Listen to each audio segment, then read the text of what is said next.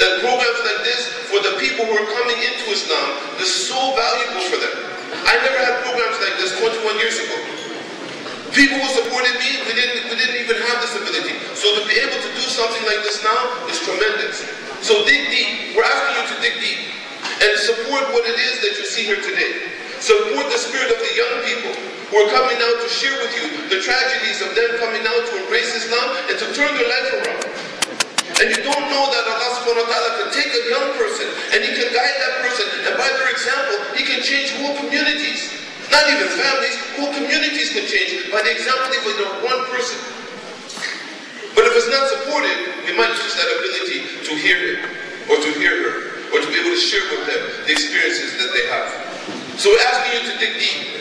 And we need the brothers and sisters to go around and to have the money from the believers and to have the support from these people so that these people will get the blessing of this reward for having supported the people who are striving to establish their Islam. Now, I want to share with you something kind of personal. Earlier today, matter of fact, yesterday morning, a very good friend of mine, he passed away. His name was Bradley Phillips, and he's the father of Abu Amina Bilal Phillips, Dr. Abu Amina Bilal Phillips, who is a very good friend of mine, one of my closest friends, and a dear teacher to me. It's been an inspiration. And we're going to ask you to make dua for him, because we buried him today. We went to the graveyard, we came here, we made the janazah. We washed the body, we did all the things that are required for Islam. We put him in the box, we carried him to the graveyard. We buried him in the snow. There was a blizzard out there, open field. It was difficult, you can't believe. But we did it. And we're happy. Every single one of us who were there, we're happy for that.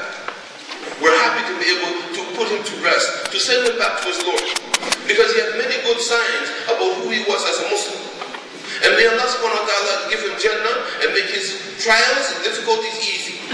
As we ask Allah subhanahu wa ta'ala, not just for him, but for all the Muslims who have passed before us. But I want to tell you something. I want to share something with you briefly, that it's very important for us as Muslims to recognize this and to plug into this understanding. He's gone to a condition where the angels are coming to him and they're going to ask him 3 questions. Who is your Lord? Do we know these questions? If they ask you, brother, sister, if they ask you right now, who is your Lord, what do you say? Allah. I'm sorry? Sorry? And what? Do some people you don't understand my question? If I ask you, Man hu rabbuk? Is there any doubt? No. So we don't have any doubt about this, yes? Is this something we're certain about? Absolutely certain. Alhamdulillah. We should be certain about this, because the angels, whether they're Muslim or not Muslim, they're going to come and ask you this. And they're going to ask you, Mahudinuk, what is your way of life? They're not going to ask you about religion, they're asking you about your way of life. How do you live? What is it you do on a daily basis that brings you closer to your Creator? What is it? You're going to have to answer. They're going to ask you the final question. Man Nabiyu, who's your prophet? Who is our prophet? Muhammad sallallahu alayhi wa sallam. Do we believe this? Do we really believe it? I'll tell you, it was amazing, because for me, just 2 weeks ago, and I'm going to be very short here, I don't want to take a lot of your time. 2 weeks ago, I came from Hajj. First time I traveled outside of North America. It was amazing.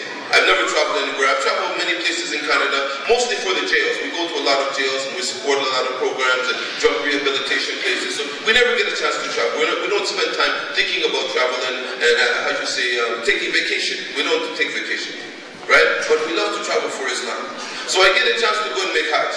Alhamdulillah. Amazing situation. So when I go there now, and I'm standing in front of the Kaaba for the first time, when I'm going there and I'm standing in front of the Kaaba, you know what's hitting in my mind? Who is your Lord? Man hu rabbuk. But because now I'm seeing what it is that the Prophet ﷺ he did and what it is that he told the people. And when the people are asking him, right? When they're asking him, what do you mean about God being one God, Muhammad? And he tells them, Qul Allahu ahad. You see the Kaaba and you understand something different than what you understand while you're here in Canada. You'll understand it very differently. For me, it was very different than that.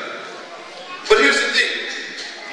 I looked at the situation for myself and for us as Muslims over there. And while you're there, it's so easy to make everything for your life as Muslim. It's so you can do everything. The praying is easy, the food is easy, you don't have to wonder about the food, you don't have to wonder, there's no talk about sexuality. And homosexuality is completely out of this church. Nobody's discussing it. It's not an issue. It's not in the schools, it's not being taught, it's not in the politics, it's not in any way, shape, or form connected to what you do. You can forget about it over there. But then we came back over here a few weeks later, and we started feeling it, and started seeing it, and the issue started coming back again, and we were drawn back into that same condition. But you know what I realized from that? Is that as Muslims we have a good condition. Because Allah subhanahu wa ta'ala could have caused all of us to be in Mecca. He could have caused all of us to be in Medina, or in Jeddah, or to any one of the other places, in Taif, or any one of the other places where it's easy to practice Islam. Easy, too simple. But He caused us to be here, in this country. And because it's more difficult to practice your Islam here. I know some brothers, and you don't have to raise your hands or nothing, sisters, right? You have difficulty making your salah. Good. We don't tell you you shouldn't make your salah. We tell you exercise your muscles. Yes, exercise your spiritual muscles, your iman. Exercise it so that it can get strong here. So that no matter what happens, you can be Muslims here. One of the things that I came back with, and I'll tell you, I'll share this with you, please don't be offended or upset with me. I'll tell you that as Muslims, we have to stop behaving like we're guests in this country. This is our place where we live, and our children live here, and our families live here, we have our schools here, we have our masjids here, and we give our services here, we pay our taxes here, and we're part of this place. And we need to do the da'wah. And we need to support the da'wah. And that's why the brothers are here today. And that's why the sisters came today. Because of that support factor. So we have a big job ahead of us. The brothers asked me when I was in Saudi Arabia, do you ever see that Canada could be a Muslim state? I said yes. Why not? Anybody here think it could be? Why not? I think that the people of this country, they'll love Islam when they know Islam, and they'll know Islam when we tell them what it's about. But we have to open up our office of da'wah and start doing the talking so that they can understand. The last few weeks have been filled with blessings for me, and I prayed for so many brothers and their families, and so many sisters and their families. I have so many people who I feel close to, and I was just overwhelmed with the love of the people, and I've been overwhelmed for many years by the love of the Muslims. And I'll tell you, one of the biggest blessings, I tell you May the 10th, 1983, it seems like a far distant time. But really, if I tell you that there was a time where, from that time until this time, I was praying for something. I pray for Jannah all the time. Who else here prays for Jannah? Anybody pray for Jannah? Anybody want to go to Jannah? Allah subhanahu wa ta'ala is Jannah. Anybody want to go there? Let's see your hand. Do you want to go to Jannah? Brother, stop eating the chicken, man. You want to go to Jannah? Okay, so everybody wants to go to Jannah, mashallah. Even the kids, look at the little girl's got her hand up, she's waving and stuff, mashallah. Wonderful. So we want to go to Jannah. Wonderful. Well, I'll tell you, one of the things that I've been praying for, and I pray that Allah subhanahu wa ta'ala accept our dua, accept my dua for you, that we all go to Jannah, all of us together, in the best condition. Jannatul Firdaus, the highest part of the Jannah. But here's the thing. I've been praying for something else, really, since the day I became a Muslim. Because, as I told you, the majority of my family, they left me. They really abandoned me. I was like an orphan. They couldn't help me. They wouldn't help me. I was just left, really, with no support and with no communication with them. Except for really one person who I can really point to, and I say that this person was really instrumental in helping me form myself and shape myself as a Muslim. Because when I told her, my mother, that I would become a Muslim, you know what she said to me? It was the most profound thing for me. She said, if this is what it's going to take for you to be the man that you want to be, I'm 100% behind you. Isn't that wonderful? I mean, the people who are new Muslims, wouldn't you love somebody to come and tell you that? I mean, for me, here on one side, I have hundreds and thousands of people who just abandon me. And on the other side, I have one person who says, I love you, and if this is what it's going to take for you to be a good person, go ahead.